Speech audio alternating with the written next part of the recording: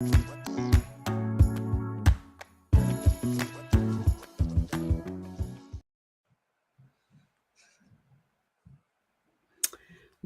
it seems that we're live already. Hello, everyone. I hope this is working. I'm having the biggest tech issues. So today I am talking with Leslie Ellis. Hey, Leslie. Hello. And we are talking about women lighting the way. So in case you've heard me talk or heard Leslie talk already, or heard any of the other speakers of Women Lighting the Way, we're doing a summit. It's next week. We're very, very excited. And it's 14 speakers sharing their stories, way for other women and to represent that women's stories are important. So ramping up to the summit, I'm going to have interviews with all of the speakers, and Leslie is number one today. So Leslie, I'm going to ask random questions and see where we go, right? And this is going to be a short one. I just wanted a little introduction to each of the speakers so that you get to know them better. So Leslie, my first question would be, where are you from? Just, because there are speakers from all over in the world. So I'd love to know where you are in the world. Yeah, I currently live in Bend, Oregon, which is in the high desert of Central Oregon. People often think of Oregon as like being really rainy. I do not live in the rainy part of Oregon. Oh, there's a non-rainy part. There is a non-rainy part. I live in the desert. Awesome. And just for European people, Oregon is in the United States on the western part. On the West Coast, yeah. North of California. Let's pretend that let's pretend that I'm a zero in geography, which I'm not, but Okay, yeah. So northern California, at the north of California. Yeah. Whenever I travel all over the world, nobody knows where Oregon is, but almost everybody knows where California is, or at least Hollywood. Hollywood, of course, is way in Southern California. But if I say north of California, then people are like, oh, yeah, okay. Actually, one of my besties spent a year in Oregon, so I happen to know Oregon, but I guess she must have spent a year in the wet part because I had no idea there was even a desert. Yeah. Okay. Now, my second would be, are you a cat person or a dog person? Absolutely a dog person. No question at all. Yeah. I have two. Can you explain why? Let's see. Why? Well, dogs. I have two dogs, wonderful dogs, and I've adopted many dogs over time. The really challenging ones always seem to find me. I've had some rough patches with dogs. My two current dogs are really easy, both very sweet girls. But I love dogs because they like to go places with you. I love being outside and hiking, and the dogs love to hike and do like whatever it is that I want to do. And they're just so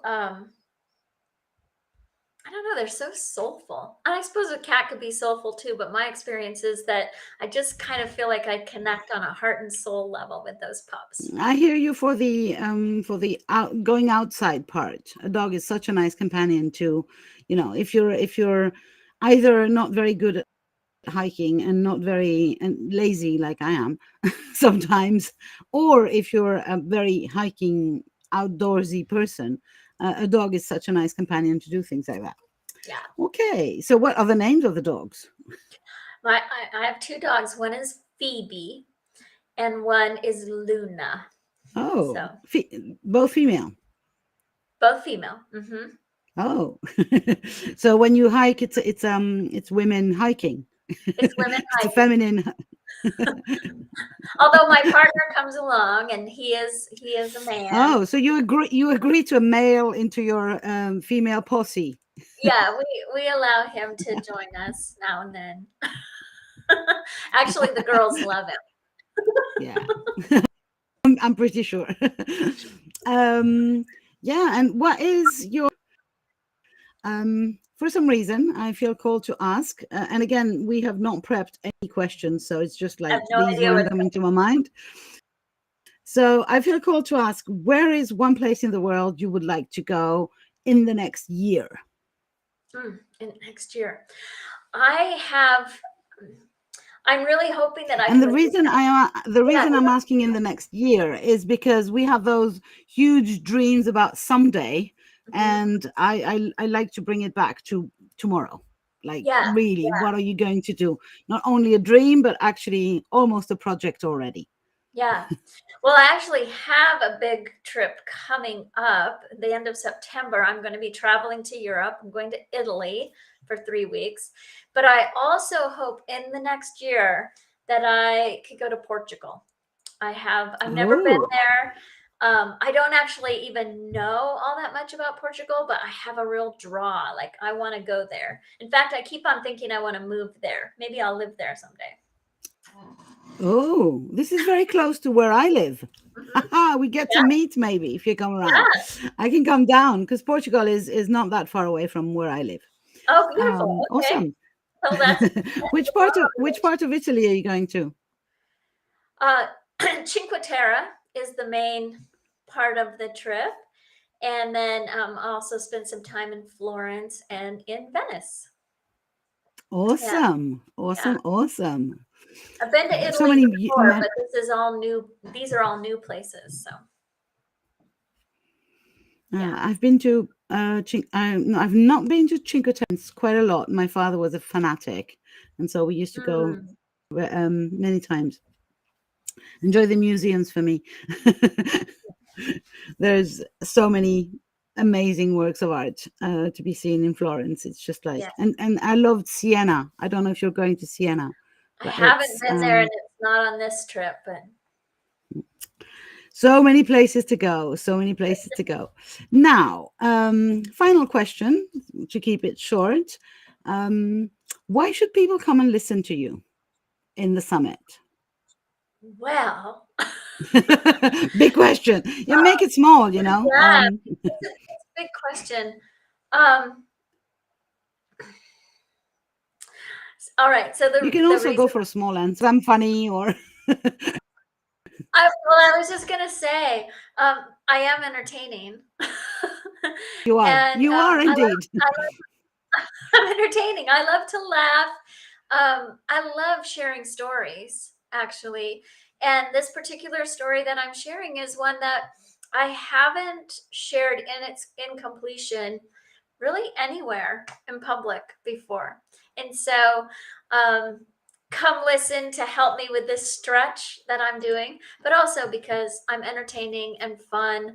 We'll have a good time together. And I don't know, you could just Absolutely. share with my I can enthusiasm testify about because it. I've listened. I've listened already, and I can testify that you are entertaining indeed, and the story is fascinating. I again every interview, but I've been really humbled this year by listening to all the talks by all of you speakers this year. It's like every year we seem to amp it up, and the stories get deeper, the stories get more profound, and so relatable.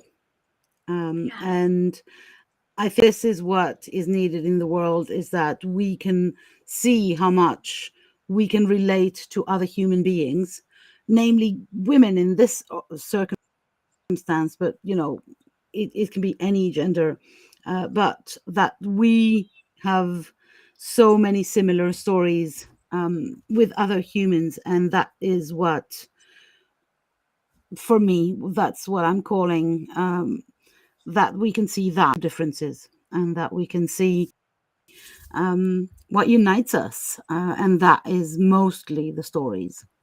Yeah. Definitely, I feel like we can be united through them, and then we can also really, like, honor and hold space for our uniqueness, that both of that the unity and the Absolutely, uniqueness go together and support one another. absolutely. It's like we can relate, but it's at the same time we can celebrate the uniqueness of the other person that we listen to, and our own. So yeah, thank you very much again for participating in the 2023 edition of the Women Lighting the Way Summit.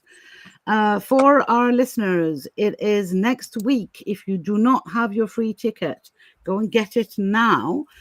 For some reason, this device is not allowing me to share the link to sign up. I will do so as soon as we're offline, because for some reason it doesn't work. I'm having tech issues.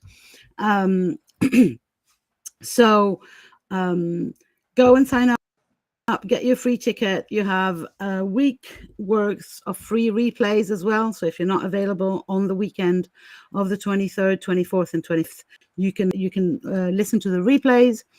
You when you sign up, you enter giveaways, you've got freebies, you've got so many amazing things, and mostly you have so many incredible stories to listen to, amongst which Leslie's. Thanks again for being with me today, and I hope that we get to meet again. Bye for now. Take care. Bye-bye.